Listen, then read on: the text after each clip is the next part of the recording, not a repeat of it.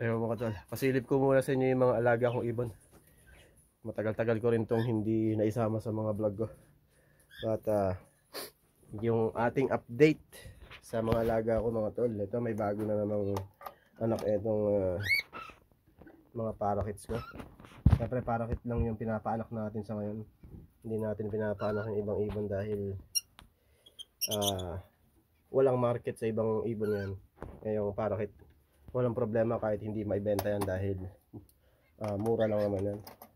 Tapos itong albino, daming itlog eh. Kaya lang palagay ko hindi fertile ito mga tol eh. Daming itlog yan. Dami yung itlog yan ngayon. Ito itlog ayun ito. Pero chinek ko kagabi, isa pa lang yung fertile. Tapos dito naman sa baba mga tol, malalaki na yung mga inakay ng parakeet dito. Tatlo lang yung napisa. Ayun o. Tatlo lang yung napisa nila, lalaki na. Ayan. So, ayan yung ating pares ng parakeet. At yung sa sirama ko wala. Hindi rin sinuwerte sa mga ano. Parang may kumakain ng itlog nila, di ko alam kung anong hype yun. So, wag naman sanang ahas. Sana walang ahas dito kasi delikado. Kasi yung mga tame ko nakakatil, yan pa rin. Wala naging problema. Saka siyempre ito yung mga lovebirds ko pala. Ating mga fisher. Fisher, alam ko fisher tawag dito mga tol. Tapos ito may isa pang sisiw na nabuhay.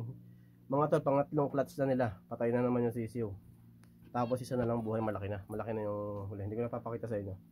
Kasi ito puro bugok pa rin ang naiitlog. Possible na ano sila related kaya hindi nakakabuhay ng anak. Magkakadugo yung mga yan. So palagi ko ibebenta ko yung mga yan. Kasi pagka ang ibon talaga magkapatid, hindi talaga makakabuhay, malabo talaga eh. Either makabuhay man pero abnormal yung anak. Kaya ito, palagi ko magkapatid to. Kung hindi magkapatid magtatay o magnanay. Pero palagi ko magtatay or magkapatid. Tapos ito, magkadugo rin niya sigurado. Related sila. Tapos yun, ayan ang ating mga kakatil sa flight cage. At yun yung ating cream face. So, napakaganda ng cream face ko mga tol. Ayan, ayan. Cream face male yan mga tol. Pang breeder ko in the future yan. Pag nakalipat na ako dito sa lugar na to, ibibreed ko na yung mga kakatil ko. Pero sa ngayon, siyempre hindi natin ibibreed yan. Hindi dyan nakapokus ang ating ngayon, ang ating isip. Kasi marami pa tayong dapat asikasuhin.